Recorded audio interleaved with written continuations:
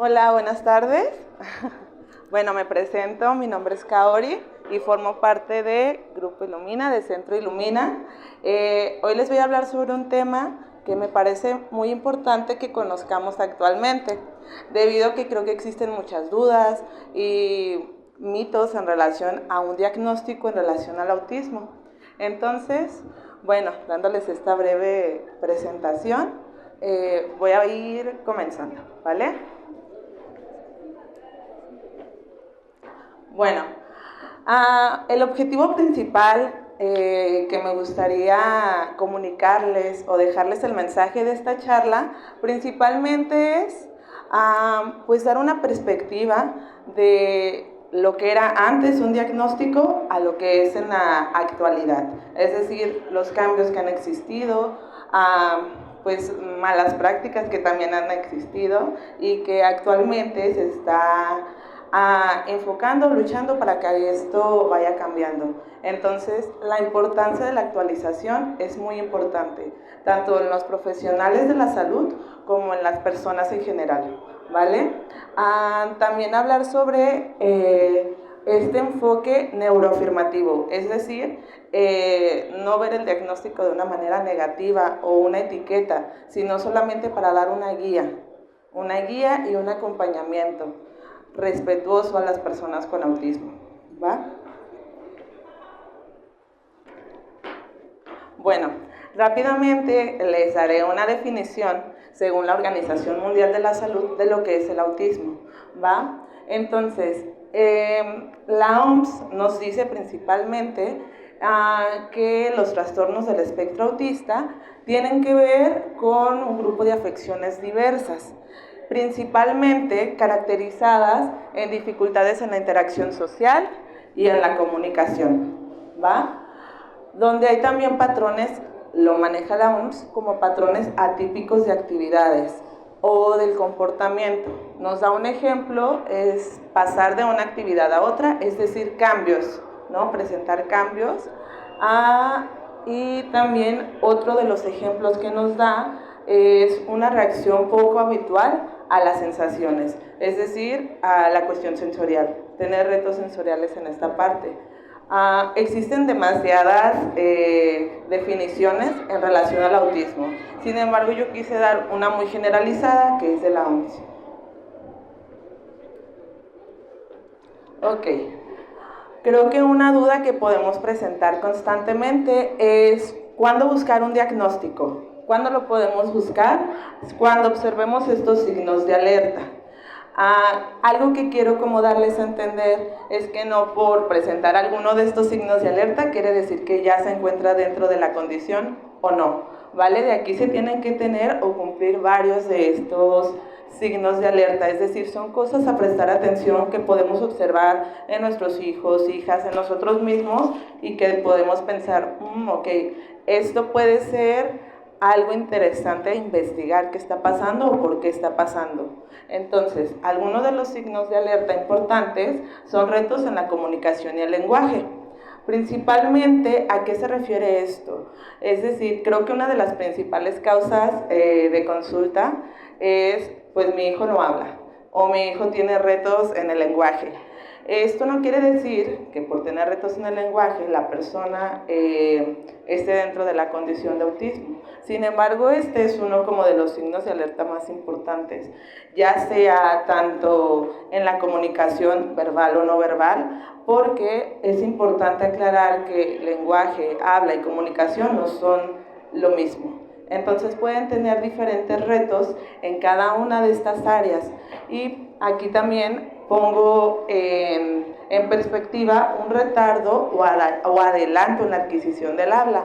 Algo muy importante y que pasa en ocasiones en algunas personas con autismo y que los papás nos platican, ¿no? Fíjate que mi hijo decía muchas palabras y llegó un momento en el que las dejó de decir, ¿no? Ahora se comunica mucho menos, entonces esto me preocupó. Por lo tanto, esto es un signo de alerta. Un adelanto también tiene que ver, hay algunos chicos que a muy temprana edad hablan muy claramente, pero su lenguaje es muy peculiar, como si fueran unos, no sé, niñitos en un cuerpo, perdón, al revés, es decir, con un lenguaje como de un adulto muy sofisticado. Entonces, esto también es importante a conocer. Y como les comento, esto es como para reflexionarlo tanto en nosotros como en nosotros mismos para poder llevar a cabo o buscar un diagnóstico, ¿va? Otro de los signos de alerta importante son las dificultades para socializar, es decir, para hacer amigos, para que juegue con otros. Esto no quiere decir, porque pasa mucho también, no, pero es que mi hijo sí tiene amigos o sí juega, pero cuando observas más a detalle, ves de que, por ejemplo, los niños son los que se acercan o que él nada más quiere jugar a lo que él le gusta. Entonces, si ya los chicos no juegan como a lo que le gusta o le interesa, pues mejor me alejo. Entonces, esta parte de la socialización no tiene que ver solamente con la amistad, sino con la cuestión de las relaciones, porque vivimos en sociedad, por lo tanto son sumamente importantes y hay muchas veces en las que existen retos. Por lo tanto, esto lo que va a llevar pues es que nos afecten en diferentes áreas de nuestra vida, ¿vale? No dar respuesta al nombre. No precisamente todas las personas con autismo lo tienen, es decir, no todas las personas tienen este reto. Es decir, hay algunos chicos o chicas dentro del espectro que pueden dar o no respuesta a su nombre, es decir, les hablamos y no voltean, ¿no?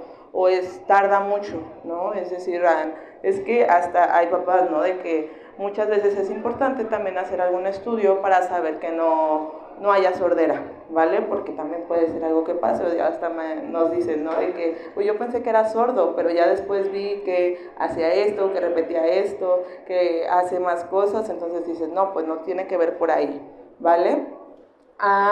Resistencia a los cambios. Esto tiene que ver cuando hay alguna rutina o esta parte un ejemplo muy coloquial que es en el que juegan a alinear, ¿no? Sus juguetes o carritos y que si se los mueven hay una molestia, hay dificultad para hacerlo, pero no precisamente siempre se muestra de esa forma. Hay chicos que pueden tener resistencia a los cambios pero tolerarlos, hay otros que no, ¿va?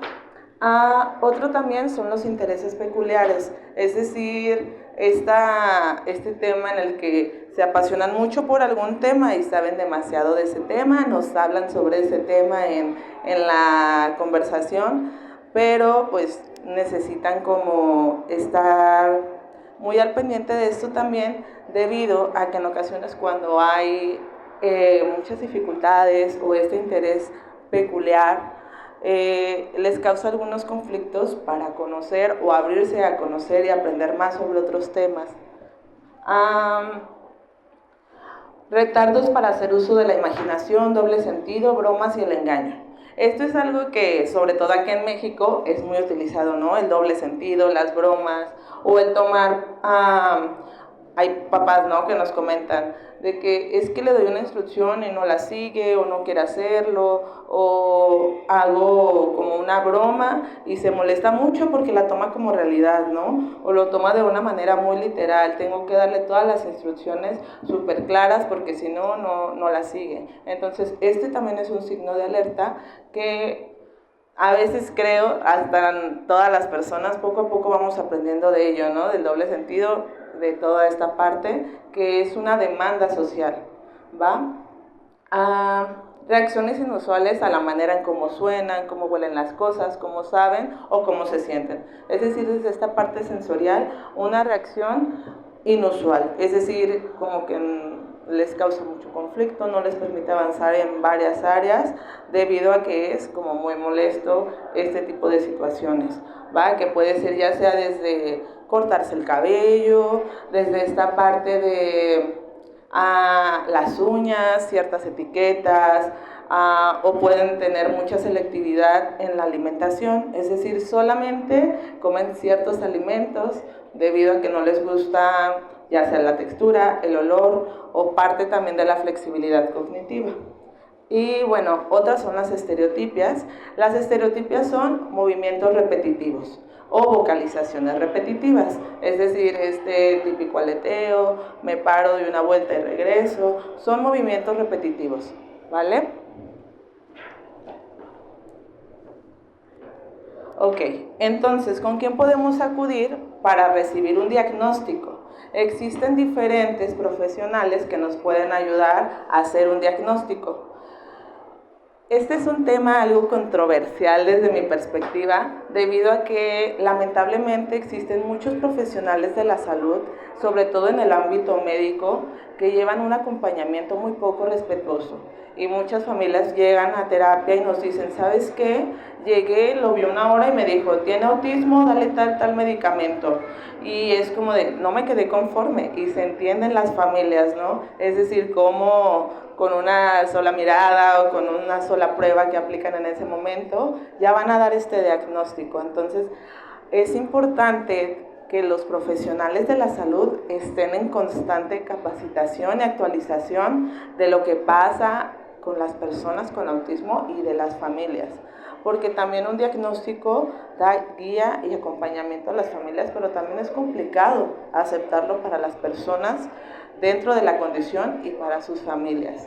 Entonces, sí es muy importante buscar a un profesional que sea respetuoso, que sea empático, que sea responsable, y sé que en ocasiones es complicado, porque sobre todo como creo que en la salud pública, no sé, nos han comentado, ¿no? En terapia, no, pues fui con el neurólogo o el PAIDO que está en el IMSS, ¿no? O que está en el Civil Viejo. Entonces no tienen un acompañamiento respetuoso, sobre todo por la manera en la que tienen que atender a muchas personas, ¿no? Rápidamente, toda esta parte. Entonces, bueno, desde esta perspectiva yo solamente invito a buscar a profesionales que sean respetuosos, responsables en esta parte, y que es tarea y responsabilidad de nosotros los profesionales de la salud, ¿verdad? Pero lamentablemente es algo que no pasa. Entonces, con las personas que podemos acudir a buscar un diagnóstico son neurólogos, neuropediatras, neuropsicólogos, paidopsiquiatras, psiquiatras y psicólogas o psicólogos certificados en aplicación de baterías psicométricas para la evaluación de autismo, ¿va? Bueno, antes de pasar a hablar más sobre el diagnóstico, es muy importante que les hable sobre la evolución, es decir, cómo ha ido cambiando toda esta parte de la manera en que se denomina, de los estudios que han existido para llegar a un diagnóstico en el autismo. Entonces, bueno, voy a pasar a hablarles rápidamente sobre la historia en esta parte, porque esto también nos va a dar mucha guía para saber qué tan o no están actualizados los profesionales, debido a que hay muchas terminologías que ya no se usan, son obsoletas, y lamentablemente hay profesionales que aún siguen haciendo uso de ellas. Entonces esto también nos habla mucho como de su propia praxis, de su propio trabajo, ¿va? Entonces, bueno, uno de los principales exponentes o de los que colaboraron para dar una teoría del autismo es Hans Asperger, que puede que algunas personas lo conozcan. Él fue el primero en publicar el nombre autismo para dar como una condición específica. Sin embargo, antes, por ejemplo, él lo denominaba, usaba mucho como una psicopatía autista, ¿vale? Esto en 1938, es importante como ver los años, es importante como observar ya el tiempo que tiene, ¿no? Es decir, esto es muy, pues ya es antiguo. Entonces, también en 1939, Alfons Schulz es un psiquiatra holandés que él dio varios artículos o hizo varias investigaciones con niños autistas, que también los llamaban esquizoides, y hoy en día pues varias de las consideraciones que él hizo son aportaciones importantes, sin embargo términos van cambiando. Leo Kanner también presentó un artículo muy importante que es trastornos autistas del contacto afectivo. Ahorita les voy a explicar o voy a platicarles un poquito más sobre los estudios de este doctor. Esto fue en 1941, tuvo varias aportaciones muy controversiales, diría yo, para los tiempos actuales. También él mismo, nada más que después, en 1943, identificó el autismo como un trastorno separado, es decir, antes lo consideraban solo en niños, ya él lo consideró que puede ser pues, en niños y adultos, adolescentes, y lo describía como autismo infantil temprano. Entonces, y nos platica lo que incluye, que es obsesiones, déficits en el comportamiento social y una necesidad de uniformidad. ¿Va? Y bueno, Hans Asperger en 1944 publicó un artículo que es de los más importantes, que son los psicópatas autistas en la infancia. De hecho, anteriormente se llamaba Asperger, lo que ahora conocemos como autismo en general, que igual les iré como que dando más a detalle esta información. Y por último, Garner y Bruno Breiter teorizaron que el autismo provenía, es decir, esto como les comento es algo muy controversial porque hablaban de una crianza deficiente en las madres, es decir, anteriormente, y creo que hay personas que todavía tienen como este peso de que el autismo se debía a una crianza de madres en las que eran muy frías o que tiene que ver con la crianza, pero actualmente se sabe que el autismo no se da por una crianza, sino que es una condición neurológica, una condición del neurodesarrollo que no tiene nada que ver con la crianza ni con la parte en la que entra la crianza familiar o la relación con la mamá o el papá, ¿va? Ok.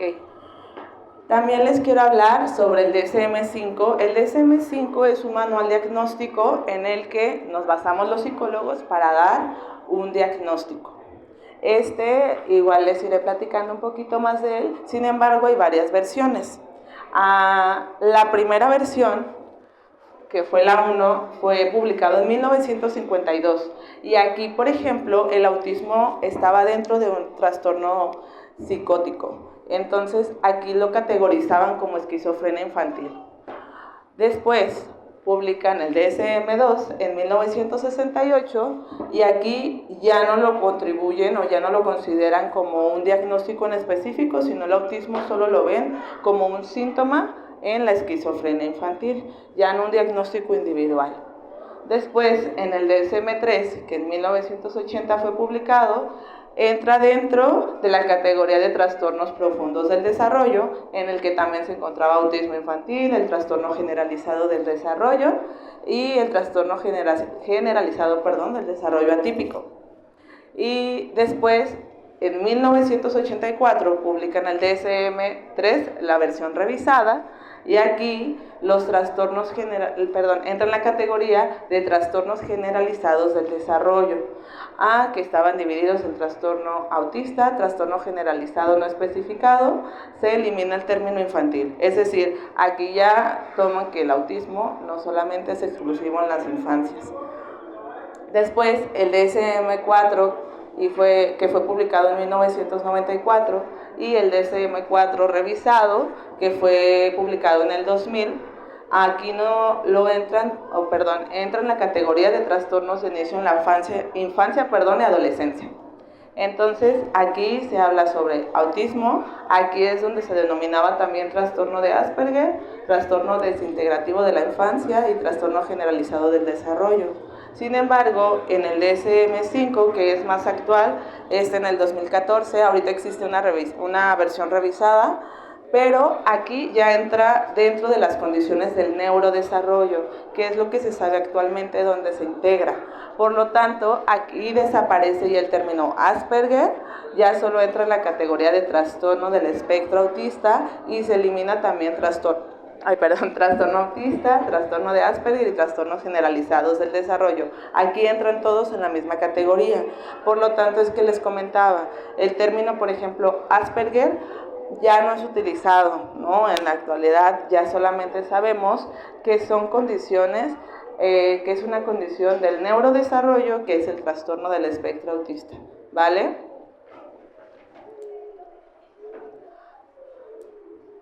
Ahora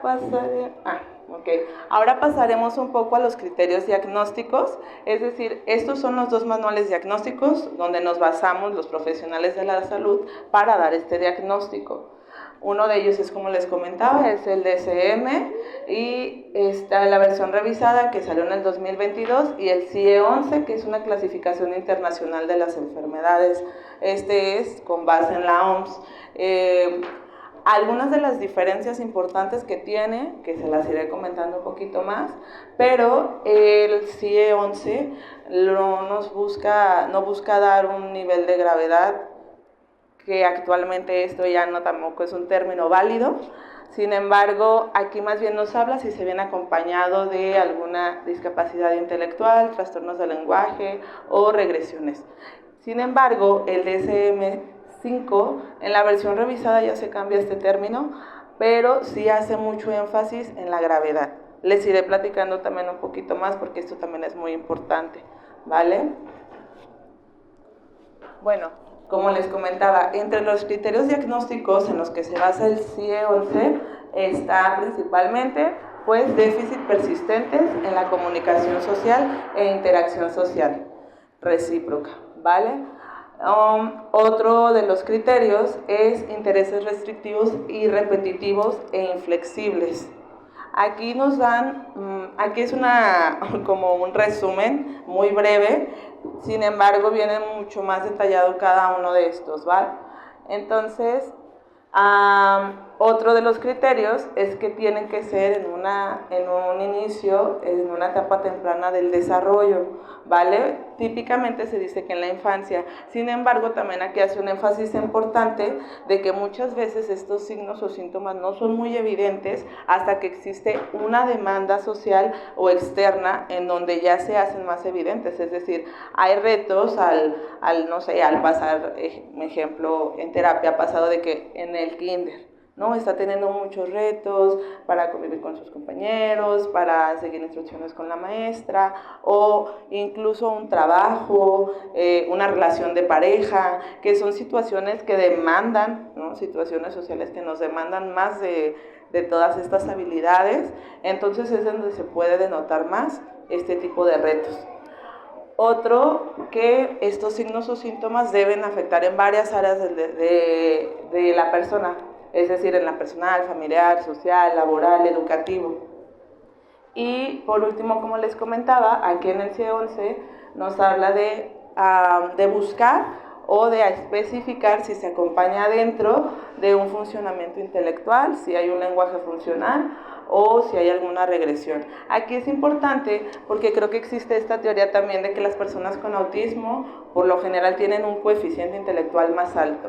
Esto en ocasiones no es así, es decir, hay ciertas personas que pueden tener un coeficiente intelectual más alto dentro de esta condición, hay otras que no. Pueden tener un coeficiente intelectual en el rango promedio para su edad, o hay personas que pueden tener un promedio más bajo en relación a personas de su edad, ¿va?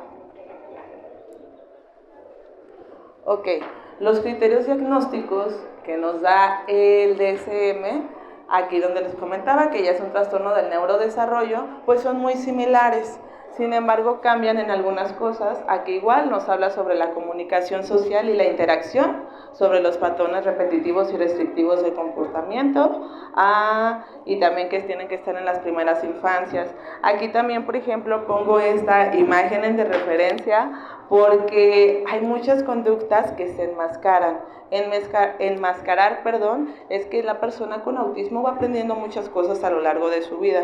Por lo tanto, aprende formas que son pesadas para ellos, son cansadas, porque demandan mucho, ¿no? Demandan mucho de ellos mismos y del funcionamiento que deben de tener, pero enmascaro con otras cosas o voy aprendiendo cómo me tengo que relacionar en la escuela, cómo es que se tiene que tener un amigo, y todo esto lo voy aprendiendo. Entonces esto hace que no sea tan evidente todos estos signos o síntomas dentro del autismo, debido a que existen muchas cosas que ellos van aprendiendo a lo largo de su vida, que igual también ahorita les voy a ir comentando más sobre muchos diagnósticos tardíos en la adultez. Es decir, en terapia muchos papás se van dando cuenta de que se le da el diagnóstico a su hijo y dices, muchas cosas de esto me pasaban a mí, ¿no? En mi infancia, ¿qué pasa con esto? Entonces se les invita también a buscar un diagnóstico, sobre todo para dar esta guía. Ellos lamentablemente tuvieron que vivir sin un diagnóstico y eso los hace muy difícil llevar a cabo todo esto. Entonces, un diagnóstico es muy importante para esto, ¿no? Para darnos guía, comprensión, entendimiento. Entonces, bueno, aquí también en el DSM-5 nos habla sobre especificar que no se explique por discapacidad intelectual o retraso global del desarrollo, ¿va? Vamos a pasar a algo que les comentaba, ¿no? Es decir, el DSM nos pide que se especifique los grados de autismo, pero actualmente se sabe que esto es un término muy poco respetuoso y responsable ante las personas con autismo, debido a que actualmente solamente se conocen o se deben denominar como niveles de apoyo, ¿vale? Es decir, existen personas que tienen diferentes niveles de apoyo, es decir, habrá chicos que necesiten más guía en ciertas áreas del lenguaje, en áreas sociales, en cada uno va a ser diferente, porque algo que ha pasado mucho, que he visto en terapia, es que en las escuelas ya no solamente te piden el diagnóstico de autismo, sino qué nivel es, ¿no? ¿Qué nivel tiene? Grave, moderado, nivel 1, nivel 2... y desde ahí ya se hace un prejuicio, ¿no? Es como de que, pues les dije, no sé, nivel 3. No, nunca hemos trabajado con niños con autismo en ese nivel. Entonces, esto es demasiado violento, ¿no? A las personas con autismo, debido a que los niveles de apoyo, estos van cambiando a lo largo de la vida. Las personas no siempre van a requerir el mismo apoyo, y más si va acompañado de profesionales de la salud respetuosos, es decir, todo va a ir cambiando debido a que se llevan un acompañamiento, a que tienen guía en la escuela, debido a que acuden a terapia, van a ir teniendo cada vez más habilidades en donde antes había retos. Por lo tanto, el nivel de apoyo va cambiando. Hay personas que necesitan pocos niveles de apoyo, hay otras que necesitarán más. Sin embargo, el hecho de pensar en esta parte de los grados es algo que nos tenemos que quitar para poder ser respetuosos con las personas y no limitar sus capacidades. Ok, y aquí es donde entra esta parte, ¿no? Hay muchas personas que es como, no, pues es que yo creo que mi hijo no tiene autismo porque yo una vez vi un niño con autismo y pues no es como mi hijo, ¿no? Es distinto. O esta persona es un adulto, tiene autismo, pero no, yo no soy como él, ¿no? Pasa esto. Y aquí nos identifica, o de qué es lo que nos habla, de que el espectro no es en línea, es decir, no todas las personas tienen los mismos retos, no todas las personas con autismo son igual, comparten características, sin embargo son en mayor o menor medida. Es por eso que se habla como de este espectro de colores, ¿no? Habrá quienes tengan un rosita más intenso, que quiere decir que hay más retos, pero habrá personas que con autismo que tienen muchas habilidades sociales, sin embargo pueden tener otros retos en las funciones ejecutivas, en el área de flexibilidad o en otras de estas áreas, pero en cada una de las personas se da en diferente medida. ¿Por qué? Porque esta es una condición de vida. Por lo tanto, todas las personas somos distintas. Entonces, todas las personas con autismo cambian en qué nivel de apoyo se encuentran. Por lo tanto, términos como alto funcionamiento, bajo funcionamiento o Asperger, se dice actualmente, son dañinos y son obsoletos, ¿va? Bueno, ahora pasemos a el proceso diagnóstico, es decir, cómo se hace un diagnóstico, qué se hace, cómo es un proceso de evaluación, que les iré platicando por acá, ¿vale? Bueno, pues principalmente se hace una historia clínica, es decir, una entrevista con los familiares más cercanos que estuvieron en la primera infancia, ya sea papás, abuelitos, algún tío, quienes estuvieron con ellos desde sus primeras infancias, debido a que como es una condición del neurodesarrollo, es muy importante preguntar sobre cómo estuvo el embarazo de mamá, qué pasó, hubo complicaciones, complicaciones físicas en mamá, en el parto. Todo esto es muy importante preguntar, cómo era de bebé, la parte de la alimentación, por ejemplo, cómo lo observan en la parte social, toda esta parte en el lenguaje, motricidad, desde las primeras infancias, y esto se hace con las familias, es decir, con las familias más cercanas, en donde se está investigando, de la persona con la que se está investigando esta condición. Entonces, bueno, la segunda parte ya es la aplicación de las pruebas psicométricas, es decir, hay pruebas específicas para investigar cada una de las condiciones que existen. Sin embargo, para autismo, algunas de las que se utilizan o más comúnmente usadas es el A2, el ADR, que es una entrevista específica para autismo, y el IDEA, que es un inventario del espectro autista. Estos son los que más se usan y están adecuadas a cada una de las edades de las personas. Hay diferentes módulos, pero es desde los pequeñitos hasta los adultos. Voy a adelantarme un poquito más, algo que también es importante, que son psicometrías complementarias. Es decir, que también es muy importante evaluar esto para dar un diagnóstico. Por ejemplo, una escala Wechsler que nos ayuda a investigar su coeficiente intelectual, es decir, su nivel de inteligencia, ¿vale? También adecuado a cada una de las edades. Y también otro que nos ayuda mucho a dar mucha guía es la evaluación neuropsicológica infantil, que se llama ENI. Aquí podemos investigar diferentes cosas, desde memoria, atención a funciones ejecutivas, donde entra la flexibilidad, la planeación y la organización, esta parte también de la fluidez tanto verbal como gráfica. Entonces nos da mucha guía para investigar, porque la función principal de un diagnóstico también y de la aplicación de las psicometrías es, pues, principalmente buscar sus áreas de habilidad y las áreas donde hay retos. Porque al conocer las áreas de habilidad de las personas con autismo, podemos ayudar mucho a potencializar estas áreas de reto. Da mucha guía para la intervención. Y también un perfil sensorial. Los perfiles sensoriales son muy importantes, sumamente importantes en la aplicación de las personas con autismo, sobre todo cuando existen diversos retos sensoriales. Aquí se aplica tanto una entrevista a los familiares cercanos como se hacen algunas actividades con la persona con autismo, ¿va? Me regresaré un poquito. Entonces, ya aplicando todas estas pruebas, se califican, nos ayudan a dar guía y después se hace el informe de evaluación, que es donde se entrega estos resultados. ¿Qué nos dieron las pruebas? ¿A qué se llegó con esta entrevista? ¿A qué se llegó con la aplicación de las pruebas? Y también, pues, a una conclusión diagnóstica. Entonces, el informe es como esta parte que nos va a dar guía, ¿vale? También aquí yo lo pongo como con asterisco porque depende de cada caso, pero hay personas con autismo que necesitan una exploración física o neurológica completa, es decir, algún estudio de neuroimagen, ¿vale? Esto depende en específico de cada persona. También, por ejemplo, algo importante a mencionar es que no todas las personas con autismo deben estar medicadas, ¿vale? Hay como esta parte, sobre todo en el ámbito médico, al dar un diagnóstico que se busca la medicación. Aquí depende de cada caso muy particular, porque cada caso es particular. Entonces, esto es importante que se valore con mucho detenimiento, sin adelantarnos. Claro que hay personas que necesitan un medicamento y más también darlo a conocer porque no existe un medicamento para el autismo.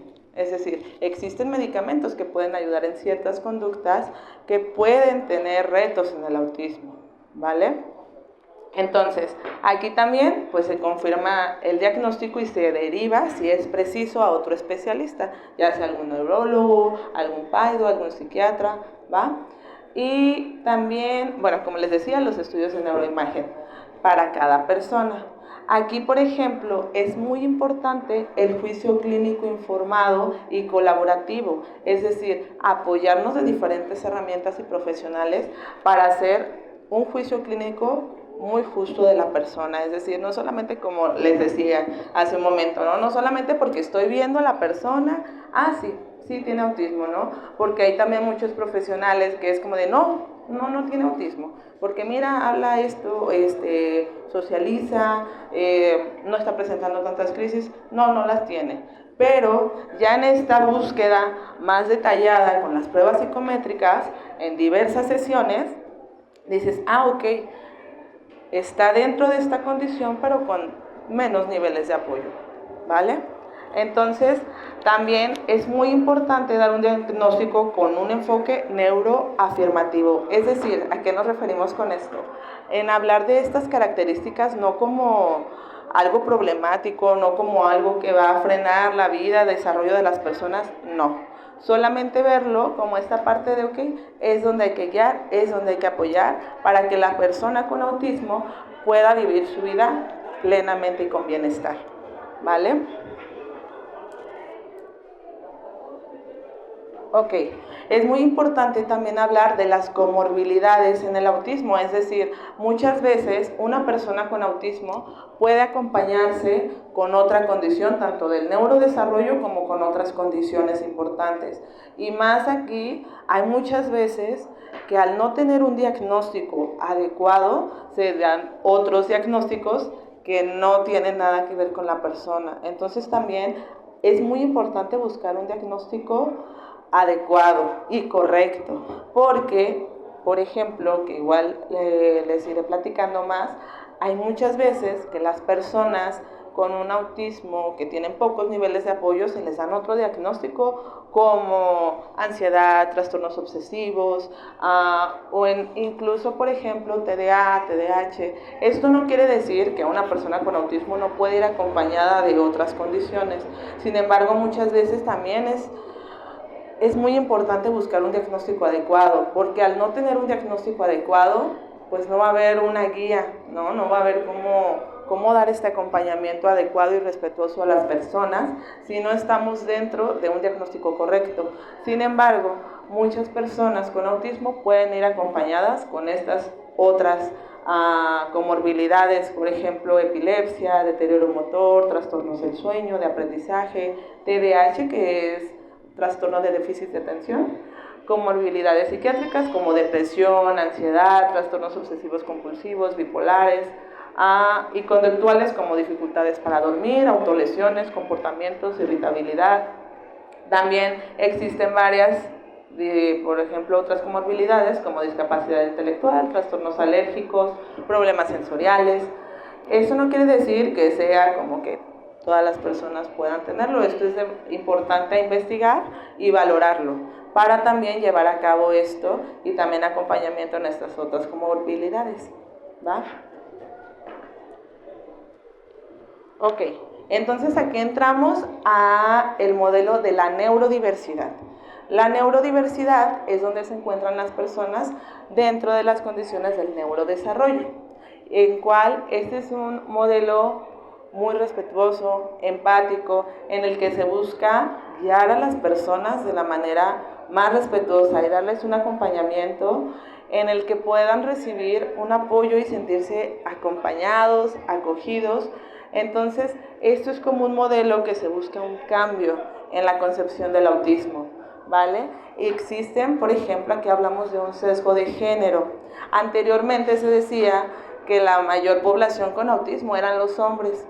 Actualmente esto ya no es así, debido a que se ha investigado que también hay muchas mujeres y niñas que se encuentran dentro de esta condición. Sin embargo, por toda esta parte social de cómo nos tenemos que relacionar las mujeres, se enmascaraban más estos síntomas, ¿no? O todos estos retos. Entonces también aquí entra que la mayoría de investigaciones, artículos científicos están basadas en pruebas con hombres.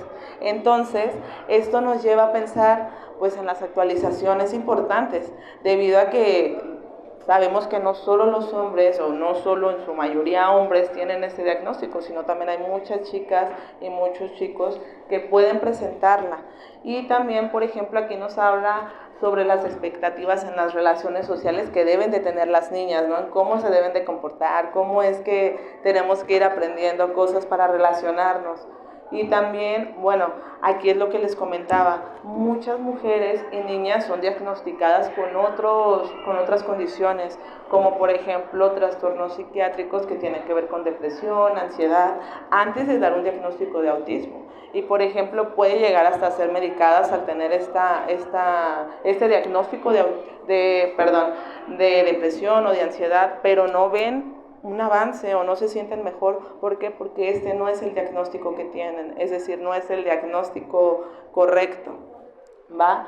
Entonces, bueno, aquí también se habla mucho en el diagnóstico que les comentaba un poquito de un diagnóstico tardío en la adultez, es decir, hay muchas personas que se dan cuenta o empiezan a sospechar o a decir, oye, ¿qué pasa, no? A veces me he sentido de esta manera y entonces se dan muchas veces cuenta, ya sea porque tienen algún hijo, nieto o sobrino con esta condición, entonces comienzan a investigarse y preguntarse qué puede estar pasando. Sin embargo, al tener un diagnóstico en la adultez, por supuesto que estas personas enfrentaron muchos retos a lo largo de su vida, a lo largo de su vida laboral, a lo largo de su vida escolar, en donde siempre es esta parte de, ay no, ¿por qué, no sé, me sentía diferente a mis compañeros? ¿Por qué me cuesta permanecer en trabajos, no? ¿Por qué todo esto entonces lleva, claro, que a muchas deserciones en las áreas de su vida? Si se hubiera dado un diagnóstico a tiempo, probablemente estos retos no hubieran sido tan grandes, ¿no? Tuvieran un acompañamiento respetuoso, que es lo que se busca ahora. Entonces, es importante, a pesar de que seamos adultos y tenemos la curiosidad de buscar un diagnóstico, hacerlo, porque nos va a dar mucha guía e entendimiento y también para saber el cómo relacionarnos con las otras personas o nuestras hijas, hijos, ¿va? Bueno, también aquí nos hablan sobre distintas sensibilidades al entorno.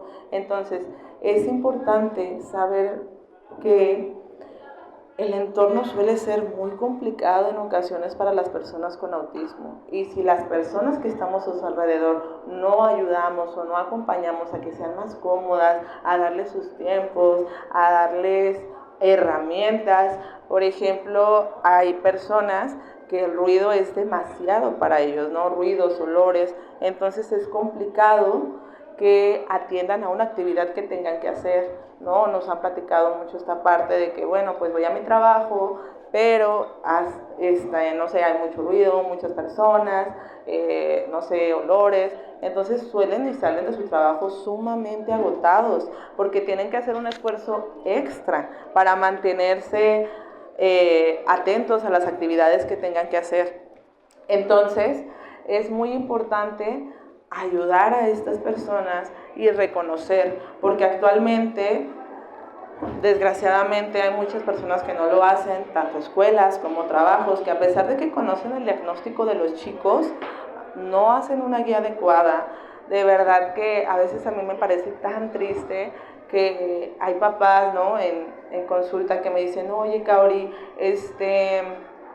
¿a qué escuela meto a mi hijo?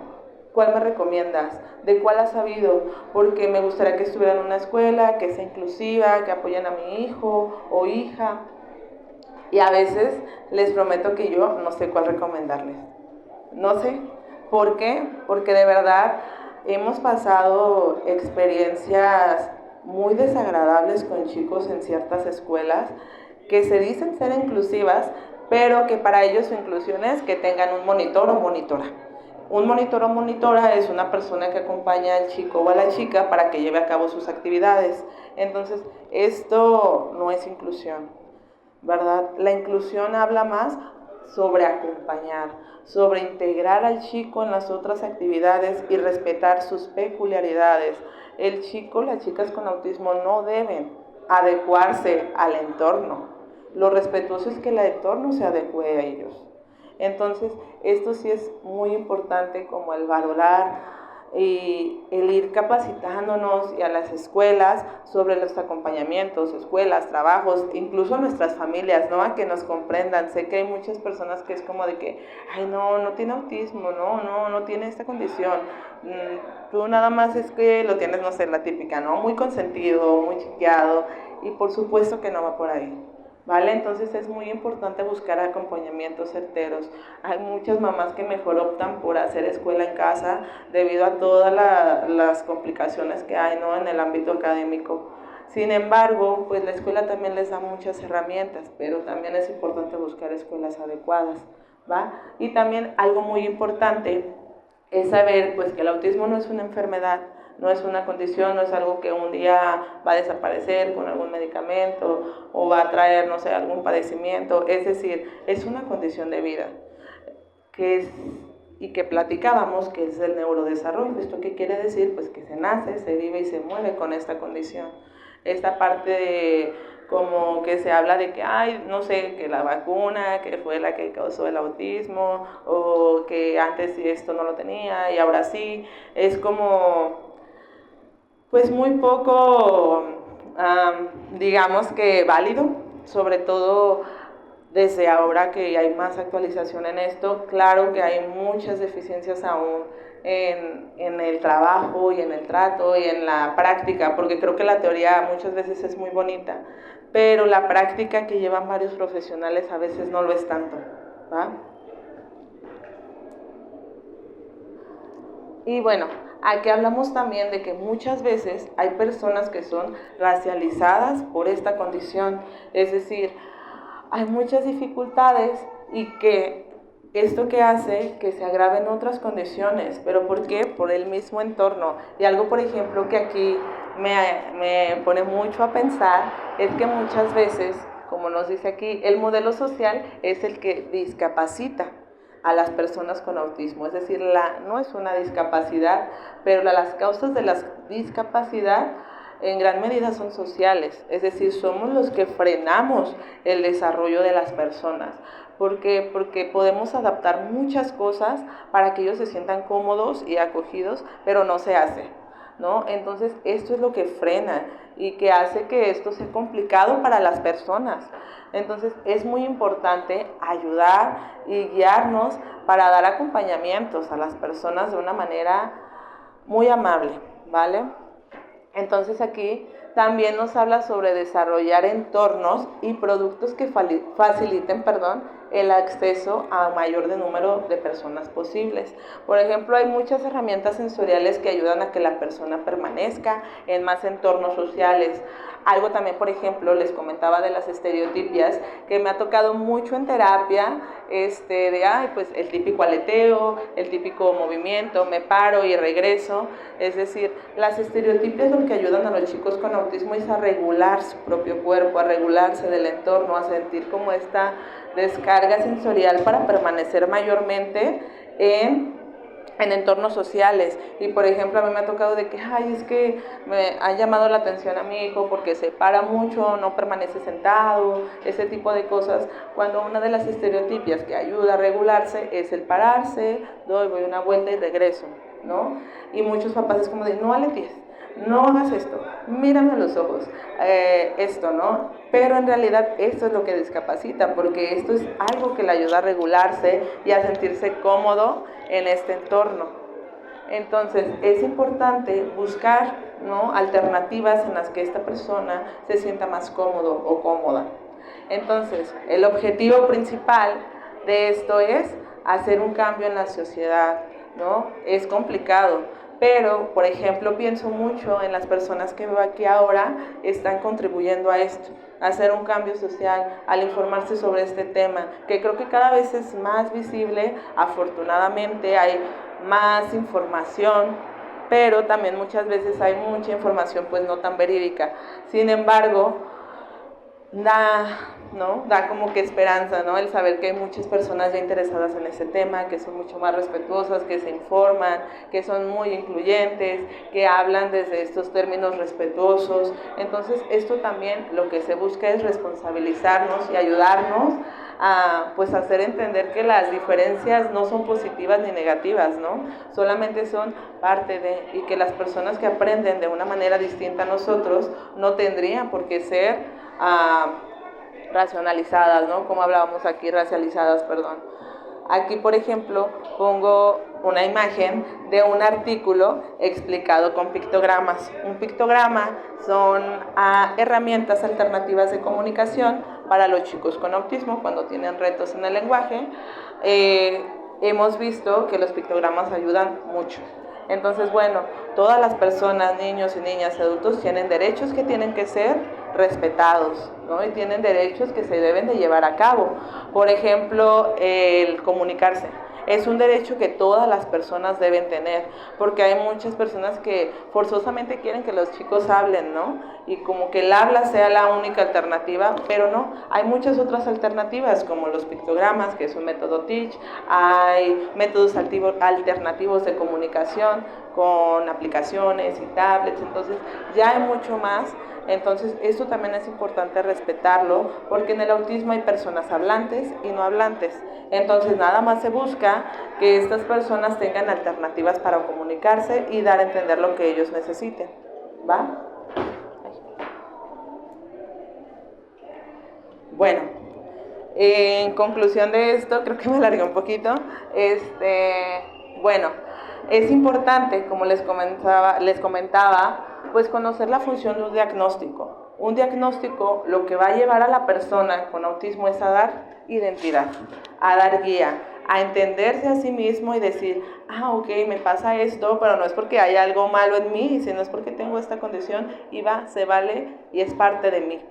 Y así voy a hacer, y entender también las familias, no de que, es que mi hijo, no sé, prefiere como que no le dé tantos abrazos y besos y siento que no me quiere, ¿no? Cosas así. No, pues no tiene que ver con esto. Es decir, su forma de relacionarse y de demostrar cariño es de otra manera, es distinta, y también es importante respetarla, ¿no? Respetar sus espacios, respetar sus tiempos, que necesiten estar un tiempo solos, que necesiten realizar los intereses que les gustan, ¿no? Todo este tipo de juegos que les pueden ayudar a sentirse más cómodos y tranquilos. Entonces, esto sobre todo va a ayudar, un diagnóstico va a dar mucha guía y comprensión de él o de ella, ¿no? De la misma persona con autismo, y también le va a ayudar a buscar un adecuado acompañamiento y orientación para los retos que vaya teniendo en su vida diaria o en su día a día. Entonces, bueno, como les decía, actualmente pues siguen existiendo muchos retos, ¿no? Para visibilizar a las personas con autismo. Entonces, pues es de vital importancia que los profesionales de la salud y también pues el entorno, la sociedad, sigan constante actualización de lo que es, de lo que no es, de lo que pasa, y también pues estar como en constante actualización del tema que es el autismo, para poder hacer un acompañamiento respetuoso y guiado a estas personas. Y bueno, de mi parte sería todo. Me parece que ahora pueden dar como, si alguien tiene una pregunta, los escucho, y muchas gracias por escucharme. Gracias.